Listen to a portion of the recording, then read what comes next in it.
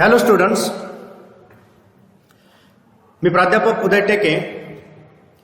आज आपण chapter number 2 मधील एक महत्वाची संकल्पना internal analysis for strategic advantages या फिर स्ट्रॅटेजिक ॲडव्हान्टेज म्हणजे काय करायचं आहे आपल्याला. यामध्ये जे अंतर्गत विश्लेषण आहे, व्यवसाय संस्थेचं जे अंतर्गत पर्यावरण आहे त्या पर्यावरणाचं विश्लेषण करायचं आहे. आपण पाठीमागल्या लेक्चरमध्ये म्हणजे कालच्या लेक्चरमध्ये सर्ट अनालिसिस बघितलं आहे. त्यामध्ये स्ट्रेंथ आणि विकनेसेस काय केले जातात, फाइंड आउट केले जातात. हे जे एसडब्ल्यू आहेत म्हणजे स्ट्रेंथ आणि विकनेसेस, जनरली हे एसडब्ल्यू फाइंड आउट करणं किंवा स्ट्रेंथ आणि विकनेसेस अनालाइज करणं जनरली त्याच्याशी संबंधित हे काय आहे, इंटरनल अनालिसिस आहे. पण आता हे इंटरनल अनालिसिस आता कशासाठी करायचं, फॉर स्ट्रॅटेजिक ॲडव्हान्टेज म्हणजे जो स्पर्धात्मक फायदा आहे किंवा जो व्यूहरचनात्मक फायदा आहे तो फायदा मिळवण्यासाठी काय करायचं आहे, आपल्याला हे विश्लेषण करायचं आहे. म्हणजे ज्यावेळेस इथे स्ट्रॅटेजीज तयार केल्या जात असतात त्या स्ट्रॅटेजीज पासून काय झालं पाहिजे, व्यवसाय संस्थांना जो अपेक्षित प्रतिसाद आहे, अपेक्षित ज्या हेतूनच त्या स्ट्रॅटेजीज तयार केलेल्या आहेत तो हेतू काय झाला पाहिजे, साध्य झाला पाहिजे. कॉम्पिटेटिव्ह ॲडव्हान्टेज किंवा स्ट्रॅटेजिक ॲडव्हान्टेज असं म्हटलं जात असतं. जनरली स्ट्रॅटेजिक ॲडव्हान्टेज किंवा कॉम्पिटेटिव्ह ॲडव्हान्टेज एक सिंपल याचं मिनिंग काय घेतलं जातं, इंडस्ट्रीचा जो इंडस्ट्रीची जी प्रॉफिटेबिलिटी आहे त्या प्रॉफिटेबिलिटीपेक्षा त्या इंडस्ट्रीमधलं एखादं युनिट म्हणजे कंपनी त्या इंडस्ट्रीमधली तर जास्त प्रॉफिट मिळवत असेल तर जनरली त्या व्यवसाय संस्थेला स्ट्रॅटेजिक ॲडव्हान्टेज मिळतो किंवा कॉम्पिटेटिव्ह ॲडव्हान्टेज मिळतो, स्पर्धात्मक फायदा, व्यूहरचनात्मक फायदा मिळतो असं म्हटलं जात असतं. मग आता इथं काय करायचं आहे की एक बेनिफिट मिळवायचा आहे, जास्तीत जास्त फायदा करून घ्यायचा आहे व्यवसाय संस्थेच्या असणाऱ्या अंतर्गत घटकांच्या पासून. तर त्याचं विश्लेषण कसं करायचं त्या अनुषंगानं चर्चा आपल्याला करायची आहे. म्हणजे एसडब्ल्यू अनालिसिसच असेल, स्ट्रेंथ विकनेसेस समजून घ्यायचे आहेत, पण कशासाठी हे समजून घ्यायचंय, बेनिफिट कसा मिळवायचा त्या अनुषंगाने. So understanding the elements of external environment, ज्यावेळेस इथं एक्सटर्नल एन्व्हायरमेंट समजून येतं, काय त्यातून मदत मिळते, identify opportunities and threats and decide which opportunity to tap. म्हणजे ज्या अपॉर्च्युनिटीज आहेत, थ्रेड्स आहेत ते एक्सटर्नल एन्व्हायरमेंटमधून समजून येतात आणि त्यातून एक निर्णय घेता येतो की कोणत्या अपॉर्च्युनिटीज काय करायच्या, टॅप करायच्या, कोणत्या अपॉर्च्युनिटीजचं व्यवसाय संस्थेनं त्या संधी काय करायच्या, घ्यायच्या थोडक्यात. But for formulation of strategy, आता स्ट्रॅटेजी फॉर्म्युलेशनसाठी mere identification of environment is not enough. म्हणजे फक्त एक्सटर्नल एन्व्हायरमेंट अनालाइज करून इथं चालत नाही, ते पुरेसं ठरत नाही. A firm needs to identify internal strength. फर्मनं काय केलं पाहिजे, काय गरज आहे फर्मच्या दृष्टीने, identify the internal strength and weaknesses.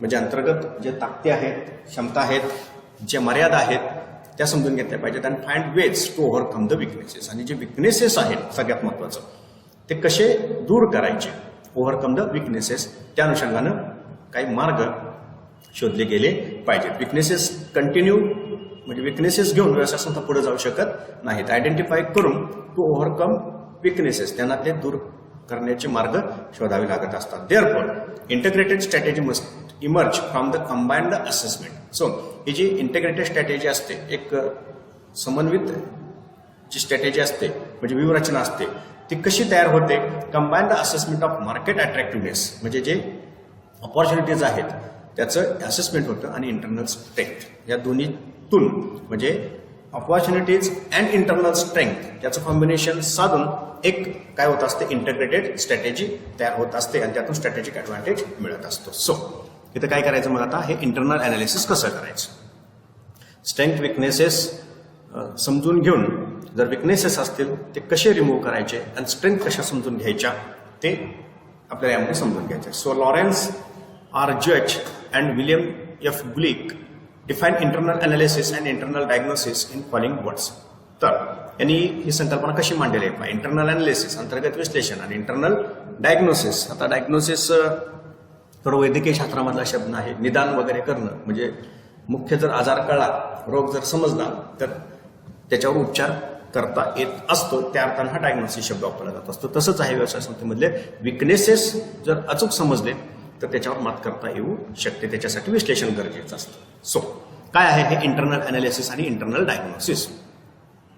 Internal analysis process ही प्रोसेस राहणार आहे. इंटरनल अनालिसिस काय प्रोसेस, ज्यामध्ये काय केलं जाईल, बाय विच स्ट्रॅटेजीज एक्झामाइन. हा स्ट्रॅटेजीज काय करतो, या इंटरनल अनालिसिसमध्ये परीक्षण करतो. कशाचं ते समजून घ्या. Firms marketing and distribution, research and development, production and operation, corporate resources and personnel, finance and accounting factors to determine where the firm has significant strength and weaknesses.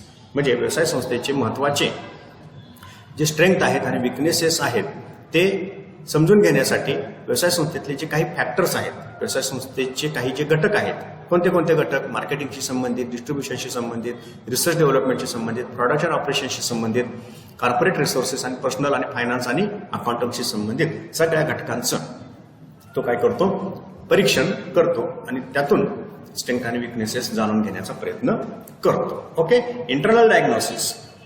आता इंटरनल डायग्नोसिस मध्ये नेमकं काय होतं, एक निदान थोडक्यात. ही सुद्धा प्रोसेस आहे बाय विच स्ट्रॅटेजी डिटरमाइन. आता तो काय निर्धारित करतो, how to exploit the opportunity. आता अनालिसिस केलं, क्षमता समजून आली, आता काय समजून घ्यायचं आहे आपल्याला, इंटिग्रेटेड एक स्ट्रॅटेजीज तयार करायचे. हे मार्केट अट्रॅक्टिव्हनेस जे आहे, इंटरनल स्ट्रेंथ याचं समन्वय साधून एक इंटिग्रेटेड स्ट्रॅटेजी तयार करायची. मग त्याच्यासाठी काय केलं पाहिजे, how to exploit the opportunities. संधी कशा काय करायच्या, कॅच करायच्या. And meet the threats the environment is presenting by using strength and repairing weakness in order to build sustainable competitive advantage. So इथे काय करायचं आहे, एक्सप्लॉइट ऑपॉर्च्युनिटीज कशा कॅच करायच्या, and meet the threats the environment is presenting. म्हणजे environment मधून, व्यवसायाच्या पर्यावरणामधून, बाह्य पर्यावरणामधून जे थ्रेट्स म्हणजे धोके जे सामोरे येत असतात त्यांना काय करायचं, इथं कसं फेस करायचं, by using strength and repairing weaknesses. आणि तुमच्या मर्यादा पण काय करायच्या, दूर करायच्या, त्यांना थ्रेट्स नाही तर काय करायचं, सामोरं जायचं. In order to build sustainable competitive advantage. आणि सतत एक शाश्वत तुम्हाला काय मिळाला पाहिजे, कॉम्पिटेटिव्ह ऍडव्हान्टेज मिळाला पाहिजे. म्हणजे थोडक्यात काय आहे, for the sustainable competitive advantage म्हणजे शाश्वत स्पर्धात्मक लाभ मिळवण्यासाठी व्यवसाय संस्थेचं सट अनालिसिस करायचं. थोडक्यात सतत SW स्ट्रेंथ समजून घ्यायच्या, विकनेसेस समजून घ्यायच्या, त्या विकनेसेस दूर करायच्या, स्ट्रेंथ आणि ऑपॉर्च्युनिटीज काय करायच्या, मॅच करायच्या, आणि जे थ्रेट्स आहेत त्या थ्रेट्सवर कशी मात करायची यासाठीची जी एक कंटिन्युअस प्रोसेस आहे, process it is called as internal analysis. Okay. So internal analysis the process of reviewing organisational resources. मग या प्रोसेसमध्ये काय होतं, तर जे ऑर्गनायझेशनल रिसोर्सेस आहेत त्याचं रिव्ह्यूइंग होतं, सतत त्याचं काय होत असतं, निरीक्षण होत असतं, आढावा घेतला जात असतो. त्याला इथं काय म्हटलं जातं, रिसोर्स ऑडिट असं म्हटलं जातं. त्यानंतर scanning organisational activities and linking them with creation of value to the organisation. त्यानंतर काय केलं जातं, ऑर्गनायझेशनलच्या ऍक्टिव्हिटीज आहेत त्या स्कॅन केल्या जातात, त्या लिंक केल्या जातात with creation of value to the organisation. म्हणजे त्याला काय म्हटलं जातं, व्हॅल्यू चेन अनालिसिस असं म्हटलं जातं. म्हणजे मूल्य साखळी विश्लेषण असं म्हटलं जात असतं. मूल्य साखळी विश्लेषणाची संकल्पना आपण पुढे बघूच. And identification or identifying the unique strength and capabilities. आणि व्यवसाय संस्थेचे ज्या युनिक स्ट्रेंथ आहेत, युनिक म्हणजे काय, एकमेव द्वितीय, म्हणजे त्या फक्त तुमच्याच व्यवसाय संस्थेकडे असतात, दुसऱ्या व्यवसाय संस्थेकडे ते असत नाहीत. युनिक त्याला म्हटलं जातं. ज्या युनिक स्ट्रेंथ आहेत, एकमेव द्वितीय किंवा कॅपेबिलिटीज, त्यालाच एक शब्द वापरला जातो कोअर कॉम्पिटन्सी. मराठीमध्ये त्याला गाभाभूत सक्षमता असं म्हटलं जात असतं. तर हे सगळं समजून घेणं, त्या अर्थानं शब्द कोणता वापरला जातो, इंटरनल अनालिसिस. थोडक्यात काय, and obvious from the above words that the internal analysis involve 3 steps as shown. तर इंटरनल अनालिसिसमध्ये 3 स्टेप होतात, प्रोसेस. पहिलं असतं रिसोर्स ऑडिट म्हणजे ऑर्गनायझेशनल रिसोर्सेस. दुसरं असतं व्हॅल्यू चेन अनालिसिस म्हणजे creation of value to the organisation. ऑर्गनायझेशनचं, संघटनेचं, कंपनीचं मूल्य वाढत गेलं पाहिजे, म्हणजे खर्च कमी होत गेला पाहिजे, कस्टमरला समाधान जास्तीत जास्त मिळत गेलं पाहिजे, कस्टमर जी किंमत देत असतो त्या किंमतीचं त्याला पुरेपूर समाधान मिळालं पाहिजे. या अर्थानं व्हॅल्यू हा शब्द वापरला जात असतो. व्हॅल्यू चेन अनालिसिस कशी ही व्हॅल्यू वाढवत जायचं, खर्च कमी करत जायचं आणि ग्राहकांचं समाधान जास्तीत जास्त करत जायचं. आणि कोअर कॉम्पिटन्सी आयडेंटिफिकेशन ही प्रोसेस त्याला काय म्हटलं जातं, इंटरनल अनालिसिस. मग आता हे रिसोर्स ऑडिटमध्ये काय केलं जातं, organisational resource. This audit reviews the resources of organization for the purpose of assessing the inherent strength of those resources. म्हणजे व्यवसाय संस्थेमधले जे रिसोर्सेस आहेत, कोणते कोणते रिसोर्सेस आहेत ते आपण बघूच.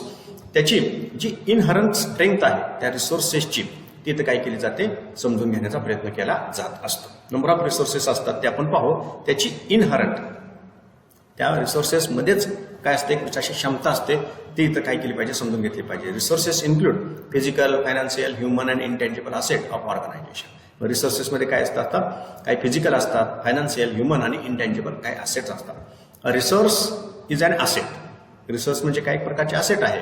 कॉम्पिटन्सी, प्रोसेस, स्किल और नॉलेज कंट्रोल्ड बाय ऑर्गनायझेशन. सगळ्याला एकत्रितरित्या काय म्हटलं जातं, संसाधनं असे म्हटलं जात असतं. It can be positive strength if competitors do not possess it, or negative when a firm has lesser strength than competitors. म्हणजे हे रिसोर्सेस एक पॉझिटिव्ह स्ट्रेंथ कधी बनते, तर तुमच्याकडे असणारे रिसोर्सेस जर कॉम्पिटिटरकडे नसतील, ते धारण करत नसतील थोडक्यात. म्हणजे कॉम्पिटिटरकडे तुमच्याकडे असणारी संसाधनं त्या स्वरूपाची, त्या क्वालिटीची संसाधनं जर कॉम्पिटिटरकडे नसतील, ही पॉझिटिव्ह स्ट्रेंथ असते. आणि जर निगेटिव्ह स्ट्रेंथ ही कधी बनू शकतात रिसोर्सेस, जर लेझर स्ट्रेंथ दॅन कॉम्पिटिटर्स. म्हणजे कॉम्पिटिटरकडे असणारे जे रिसोर्सेस आहेत तशा स्वरूपाचे, त्याच्या मूल्याचे, त्याच्या तुलनेचे रिसोर्सेस तुमच्याकडे नसतील, तर ती रिसोर्सेस एक प्रकारची निगेटिव्ह स्ट्रेंथ असते. म्हणून रिसोर्सेस पहिले तर तुम्हाला काय केले पाहिजे, समजून घेतले पाहिजे. त्याचं मूल्यमापन, त्याचं ऑडिट, लेखांकन केलं पाहिजे. सो कोणते कोणते रिसोर्सेस असतात, फिजिकल रिसोर्सेस. कोणते कोणते, तर physical resources include plant machinery, land building, vehicle, stock etcetera. Simple आहे, हे सगळे physical resources. Their number and book values are not important as their expected benefits are. म्हणजे त्याचे जे संख्या किती आहे, त्याची बुक व्हॅल्यू काय आहे हे महत्वाचं नसतं, तर त्याच्यापासून एक्सपेक्टेड बेनिफिट किती मिळतात ते फार महत्वाचं असतं. Okay. Therefore an assessment is made in terms of their potential benefit by examine their age, condition, location, capability etcetera. म्हणजे क्वांटिटी किती आहे, त्याचं मूल्य किती आहे, याला काहीच अर्थ नाही. ते तुम्ही कसे युटिलाइज करता, त्यातून तुम्हाला काय बेनिफिट मिळतो, त्याचं एज काय आहे, त्याची कंडिशन काय आहे, त्याचं लोकेशन काय आहे, या सगळ्याचं अनालिसिस करावं लागत असतं. देन फायनान्शियल रिसोर्सेस हा सगळ्यात महत्त्वाचा घटक आहे, वित्तीय संसाधनं. Financial resources include cash, bank, debtors, marketable security etcetera. हे सगळे फायनान्शियल रिसोर्सेसमध्ये येतात. In assessing the financial resources, त्याचं विश्लेषण करत असताना, त्याचं मूल्यमापन करत असताना, परीक्षण करत असताना, the various resources like various sources of finance like equity shares, debentures, retained earning, long term and short term loans are considered. म्हणजे हे असेसमेंट करत असताना वेगवेगळे जे सोर्स आहेत कॅपिटल रेझिंगचे, फायनान्स रेझिंगचे, भांडवल उभारणीचे, जसं की इक्विटी शेअर कॅपिटल आहे, डिबेंचर्स, रिटेन अर्निंग म्हणजे नफा किती व्यवसाय संस्थेमध्ये वापरायचा, long term and short term loans are consider. या सगळ्यांचं इथं परीक्षण करावं लागत असतं. Their cost of capital, availability and their effect on overall liquidity and solvency of the firm is examined. त्याची कॉस्ट ऑफ कॅपिटल काय आहे, अवेलेबिलिटी जी आहे, and their effect on overall liquidity. हे जे नंबर ऑफ सोर्सेस आहेत जसे equity, debenture, retain, याची अवेलेबिलिटी काय आहे, त्याचे परिणाम काय होतात लिक्विडिटीवर, सॉल्व्हन्सी, व्यवसाय संस्थेची जी पतक क्षमता आहे, या सगळ्याचा इथं फायनान्शियल रिसोर्सेस अनालिसिसमध्ये विचार केला जातो. देन ह्युमन रिसोर्सेस, वित्तीय मानवी संसाधन. Human resources are the most valuable asset of the organisation. एक सर्वात मौल्यवान घटक आहे हा, specially in present business scenario. वर्तमान काळात जर विचार केला तर हा महत्वाचा घटक ठरतो. Where we found people competing than corporations. म्हणजे व्यवसाय संस्था स्पर्धा करत नसते, तर व्यवसाय संस्थेतले कर्मचारी इतर व्यवसाय संस्थेच्या कर्मचाऱ्यांशी काय करत असतात, स्पर्धा करत असतात. त्यामुळं इथं हे महत्वाचा घटक ठरत असतो. Traditionally top management were grand strategist, junior managers were implementers and middle the administrators of the strategy. काय असतं, एक पारंपरिक जर आपण बघितलं, टॉप मॅनेजमेंट काय करतं, स्ट्रॅटेजीज तयार करतं. ज्युनियर मॅनेजर्स वेअर इम्प्लिमेंटर्स, ते इम्प्लिमेंट करतं. आणि मिडल काय असतात, administrator of the strategy. Middle management काय करतात, त्याचं व्यवस्थापन, प्रशासन करतं. Now the trend has been change. आता हा ट्रेंड काय झालेला आहे, बदललेला आहे. Top managers are creators of visions for the organisation and expect others to deliver. आता टॉप मॅनेजमेंट काय करतं, एक विजन तयार करतं. आणि ते विजन जे लोअर लेवल मॅनेजमेंट आहे त्यांच्यासमोर काय करतं, ते सादर करत असतं. Therefore emphasis has shifted from strategy structure and system model towards purpose process and people model. म्हणजे आता सिच्युएशन परिस्थिती बदललेली आहे.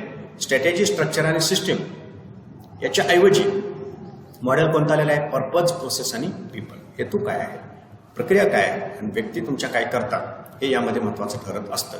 To implement the second model you must have a lot of faith in your people. मग जर तुम्हाला हे second model म्हणजे पर्पज प्रोसेस आणि पीपल हे मॉडेल जर इम्प्लिमेंट करायचं असेल तर तुम्हाला कर्मचाऱ्यांच्यावर विश्वास दाखवावा लागेल. Companies like SCF, Burberry, General Electric, Intel, 3M और even Infosys have made that shift. म्हणजे त्यांनी कर्मचाऱ्यांच्यावर काय केलेलं आहे तर फार विश्वास ठेवलेला आहे. लाखो करोडो रुपयाचे पॅकेजेस देऊन चांगले लीडर्स, चांगले कर्मचारी, एम्प्लॉईज काय केले जातात? इन्व्हाइट केले जातात. Therefore the human resource audit is done to assess the quality of human resources. तर हे ह्युमन रिसोर्स ऑडिट काय करतं? एक क्वालिटी जी आहे ह्युमन रिसोर्सेसची ते समजून घेण्यास मदत करतं. Therefore their individual qualities like knowledge, capabilities, learning skill etcetera as well as their loyalty and commitment to organisation are assess. म्हणजे ह्या ह्युमन रिसोर्स ऑडिटमध्ये काय समजून घेतलं जातं? जी लॉयल्टी आहे कर्मचाऱ्याची, त्याची कॅपेबिलिटी, त्याचं नॉलेज, त्याचं लर्निंग स्किल, त्याची कमिटमेंट हे समजून घेण्याचा प्रयत्न केला जात असतो. So resource audit. Then value chain analysis. काय आहे हे व्हॅल्यू चेन अनालिसिस? ऑर्गनायझेशनची व्हॅल्यू वाढवायची. कसं? The resources audit provides and understanding of organisational capability. म्हणजे ऑर्गनायझेशनची जी कॅपॅबिलिटी आहे ती थ्रू रिसोर्सेस ऑडिट काय करते समजून येते. Next step is to identify how the organisational activities contribute to value, the price the customer are willing to pay for goods and services of the organisation. आता next step काय असते? Identify the how organisational activity म्हणजे व्यवसाय संस्थेच्या ज्या activities आहेत, संघटनेच्या ज्या ऍक्टिव्हिटीज आहेत, कॉन्ट्रीब्यूट टू द व्हॅल्यू. मूल्यमध्ये त्याचं कॉन्ट्रीब्युशन काय आहे, त्याचं ऑर्गनायझेशनल ऍक्टिव्हिटीचं मूल्य संकल्पनेमध्ये असलेलं योगदान. आता हे मूल्य म्हणजे काय आहे ते समजून घ्यायचं आहे. The price the customer are willing to pay for the goods and services of the organisation. म्हणजे कस्टमर किती प्राइस तुमच्या प्रॉडक्टला आणि सर्व्हिसेसला पे करायला तयार आहे, द्यायला तयार आहे, त्याला इथं काय म्हटलं जात असतं? व्हॅल्यू. म्हणजे कस्टमर लाखो करोडो पण देऊ शकतो, पण त्याच्यासाठी काय असलं पाहिजे? ऑर्गनायझेशननं त्यामध्ये योगदान देणं गरजेचं असतं. म्हणजे क्वालिटी असेल, कस्टमर एक्सपेक्टेशन वस्तूकडून जर फुलफिल होत असतील तर they agree, they ready to pay any price. Generally it is called as value. मूल्याची किंमत पैशामध्ये करता येत नसते. If this value exceed the cost of performing those activities company is said be profitable, otherwise it is loss making company. काय आहे? If this value exceed म्हणजे value exceed असेल म्हणजे थोडक्यात काय? कस्टमर जी प्राइस देतो ती कॉस्टपेक्षा परफॉर्मिंग दोज ॲक्टिव्हिटीज, त्या ॲक्टिव्हिटीसाठी, त्या प्रोडक्शनसाठी, त्या सर्व्हिसेससाठी जी कॉस्ट आलेली आहे त्याच्यापेक्षा जर व्हॅल्यू जास्त असेल, ऑटोमॅटिक कंपनी काय म्हणते? कंपनीला आपण काय म्हणतो? प्रॉफिटेबल आहे असं म्हणत असतो. Otherwise it loss making company.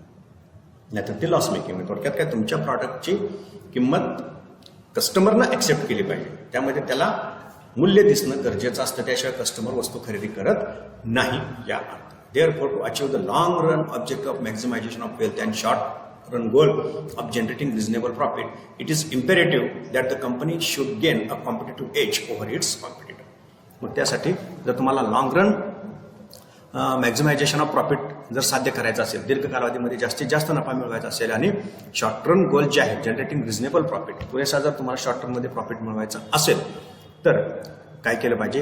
हे जे व्हॅल्यू चेन आहे ती काय केली पाहिजे? तर मेंटेन केली पाहिजे. So Charles W Hill and Gareth R John maintain to gain a competitive advantage. हे काय म्हणतात? To gain competitive advantage a company must either perform value creation function at lower cost. म्हणजे सगळी जी फंक्शन्स आहेत व्यवसाय संस्थेमधली जी value create करतात परंतु ती कमी खर्चामध्ये काय झाली पाहिजेत? हे फंक्शन झाली पाहिजेत.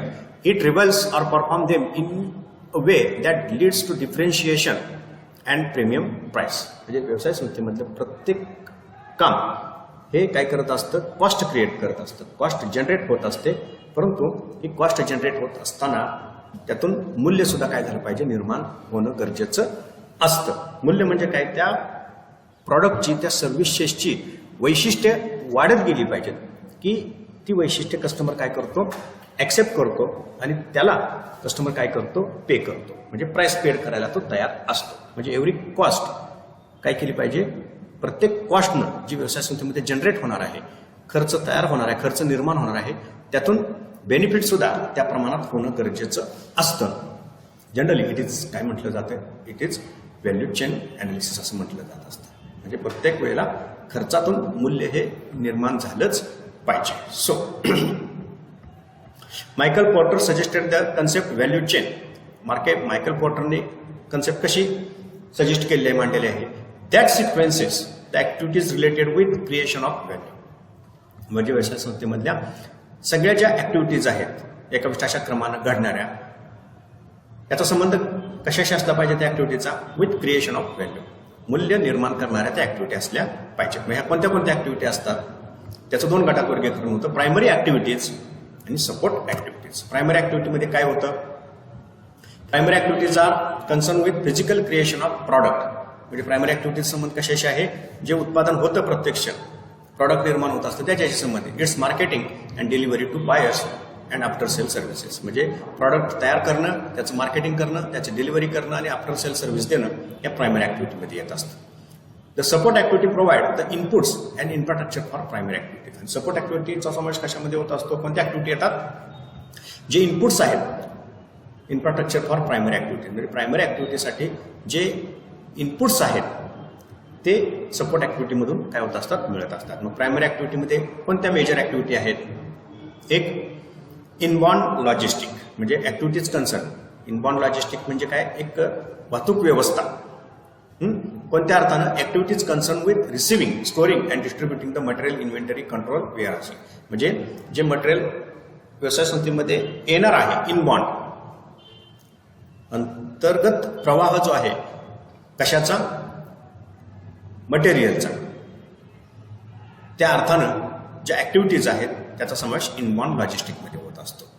ओके. देन ऑपरेशन्स, जे क्रियाकलाप आहे म्हणजे व्यवसाय संस्थेची कार्य, activities concern with transforming inputs into final product or service. म्हणजे जे इनपुट्स आहेत ते फायनल प्रॉडक्ट किंवा सर्व्हिसमध्ये ट्रान्सफॉर्म करणे, रूपांतरण करणे, त्याला ऑपरेशन्स म्हणतात. For example matching, packing, assembly, testing etcetera. Okay. Then outbound outstand logistic, म्हणजे इनबाउंडच्या अगदी रिव्हर्स, आता प्रॉडक्ट तयार झालं ते मार्केटमध्ये ट्रान्समिट झालं पाहिजे. Activities concern with collection, storage and physical distribution of finished goods to customers. म्हणजे फिनिश्ड प्रॉडक्ट कलेक्ट करणं, त्याचं डिस्ट्रीब्युशन कस्टमरला करणं, या आउटबाउंड. आणि marketing and sales activities concern with advertising, selling, administration of sales personal etcetera. आणि मार्केटिंगचा संबंध कशाशी आहे, promotion of sales, creation of demand, याच्याशी संबंधितच्या ॲक्टिव्हिटी आहेत त्या. आणि service activities that enhance, maintain value of product service such as installation, repair and trading. आणि सर्व्हिस ॲक्टिव्हिटीज ज्या आहेत त्या कशाशी संबंधित असतात, या enhance or maintain the value of product, प्रॉडक्टचं मूल्य वाढवणं, त्याची युटिलिटी वाढवणं, त्याची कॅरेक्टरिस्टिक्स, वैशिष्ट्य वाढवणं, त्या अनुषंगाने ह्या सर्व्हिसेस ॲक्टिव्हिटी असतात. हा झाला पहिला गट. दुसरा गट आहे सपोर्ट ॲक्टिव्हिटीज.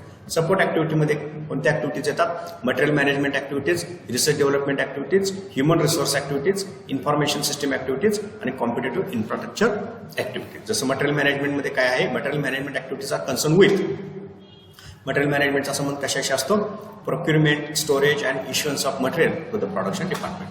मटेरियल प्रोक्युअर करणं म्हणजे परचेस करणं, ते स्टोअर करणं, ते इश्यू करणं प्रोडक्शन डिपार्टमेंटला.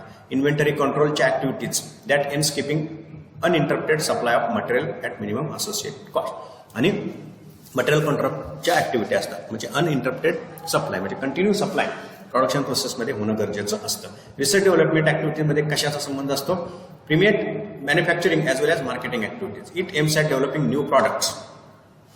संशोधन आणि विकासाच्या क्रिया याच्यामध्ये कशाचा समावेश होतो, नवीन product, process technology that provide additional benefit to customer, improve quality, lower the cost of manufacturing and ultimately contribute to the creation of value. म्हणजे पुढची ॲक्टिव्हिटी कोणती असते, सपोर्ट ॲक्टिव्हिटी ही रिसर्च डेव्हलपमेंट आणि ह्युमन रिसोर्स ॲक्टिव्हिटीमध्ये meeting the personal requirement of manufacturing and marketing department. जे personal requirement आहेत, human resource requirement ज्या आहेत, मार्केटिंगशी संबंधित, ॲडमिनिस्ट्रेटिव्हशी संबंधित, मॅन्युफॅक्चरिंगशी संबंधित, त्या रिक्वायरमेंट पूर्ण करणारे जे वर्कर्स आहेत, एम्प्लॉईज आहेत, ते इन्व्हाइट करणं, त्यांना अपॉइंट करणं, त्यांच्याशी रिलेटेड ऍक्टिव्हिटी ह्युमन रिसोर्सेसमध्ये येत असतात. आणि इन्फॉर्मेशन सिस्टीम ऍक्टिव्हिटी जी आहे infrastructure, it ensures efficient and expeditious flow of needed information to the concern managers. म्हणजे जी इन्फॉर्मेशन गरजेची असते व्यवसाय संस्थेच्या व्यवस्थापनाला निर्णय घेण्यासाठी, नंबर ऑफ लेवल्सला ती इन्फॉर्मेशन प्रोव्हाइड करणं डिसिजनसाठी, ॲक्शनसाठी, ते कशामध्ये येत असतं, इन्फॉर्मेशन सिस्टीम ऍक्टिव्हिटीमध्ये येत असतं. आणि infrastructure ऍक्टिव्हिटीमध्ये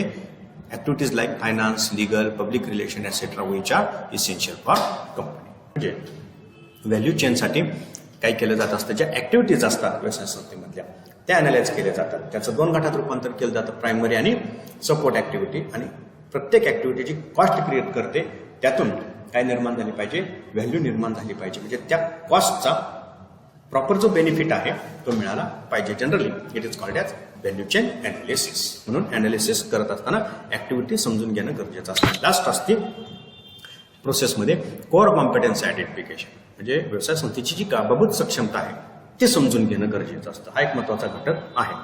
so core competency identification कशी आयडेंटिफाय करायची?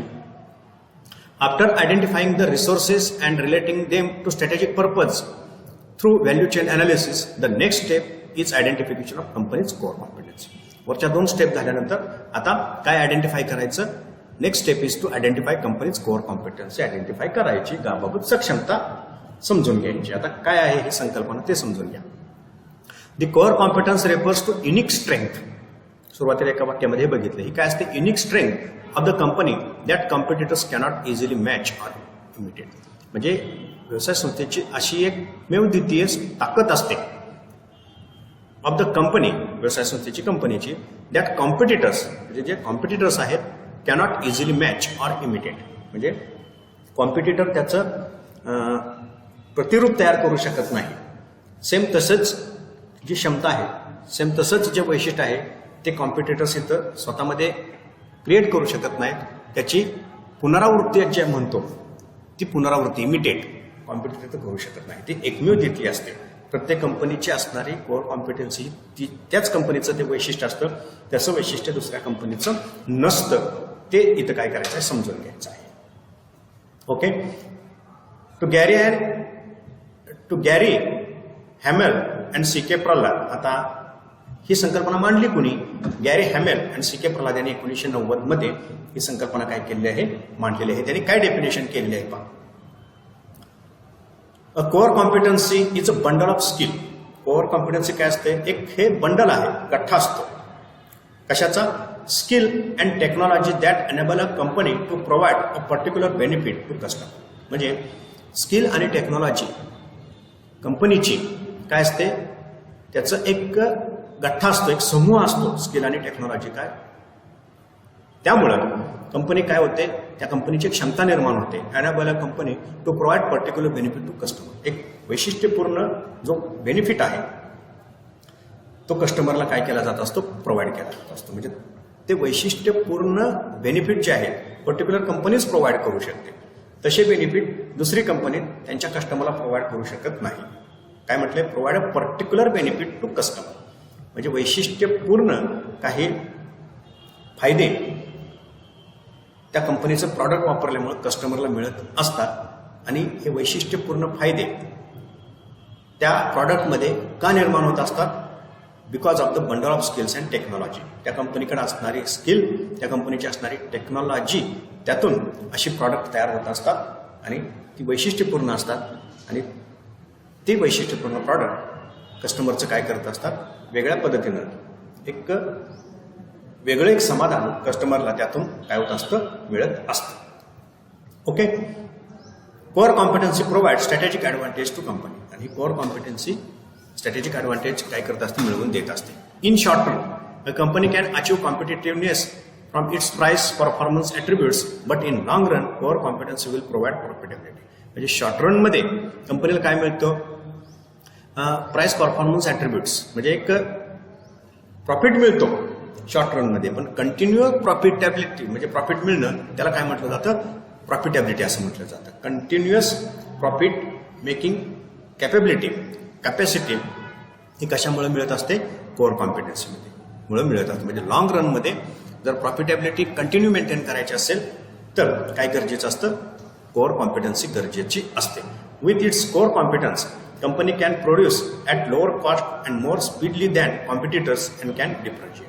म्हणजे कोर कॉम्पिटन्सीमुळे काय होत असतं, company can produce at lower cost, कमी खर्चामध्ये उत्पादनं तयार होतात, जास्त वेगानं ती उत्पादनं तयार होतात कॉम्पिटिटरपेक्षा, आणि कॉम्पिटिटरपेक्षा ती उत्पादनं काय असतात तिथं वेगळी असतात, त्यामध्ये वेगळे पण ठेवता येतं. त्याला इथं काय म्हटलं जात असते, कोर कॉम्पिटन्सी असं म्हटलं जात असते. प्रत्येक व्यवसाय संस्थेनं स्वतःची गावाभूत सक्षमता ओळखलीच पाहिजे. ती असते, फक्त ती शोधता येणं गरजेचं असतं. आपण त्या क्षमता कोणत्या असतात ते पुढे बघू. Thus the real strategic advantage to company comes from its core competency. म्हणजे रिअल स्ट्रॅटेजिक ॲडव्हान्टेज जो आपण म्हणतो, स्ट्रॅटेजिक ॲडव्हान्टेज जर तुम्हाला मिळायचा असेल तर फक्त रिसोर्स ऑडिट करून चालणार नाही, किंवा व्हॅल्यू चेन ज्या ॲक्टिव्हिटीज आहेत त्याचं ॲनालिसिस करून चालणार नाही, तर त्याच्यासाठी तुमच्याकडे कोर कॉम्पिटन्सी असलीच पाहिजे, तरच तुम्हाला स्ट्रॅटेजिक ॲडव्हान्टेज मिळू शकतो, नाहीतर मिळणार नाही. तर core competency is the bedrock of companies strategy. म्हणजे काय आहे, एक पाठीचा कणा बस म्हणून त्याच्याकडे बघितलं जात असतं. तो जर नसेल तर कॉम्पिटिटिव्ह ॲडव्हान्टेज मिळणार नाही. म्हणजे आता सोनी टेक्नॉलॉजी घेतली तर पिक्चरायझेशन, फिल्मिंगची त्यांची क्षमता असते, किंवा जर होंडा ही कंपनी डोळ्यासमोर ठेवली तर त्यांच्याकडे असणारं इंजिन ही त्यांची कोर कॉम्पिटन्सी बनत असते. म्हणजे त्याचा वापर करून नवनवीन इथं काय केली जातात, प्रॉडक्ट तयार केली जात असतात. तर अशी कोर कॉम्पिटन्सी प्रत्येक व्यवसाय संस्थेनं शोधली पाहिजे, ती निर्माण केली पाहिजे, त्याचा वापर करून प्रॉडक्ट्स काय केली पाहिजेत, तयार केली गेली पाहिजेत. Okay. Features of core competency.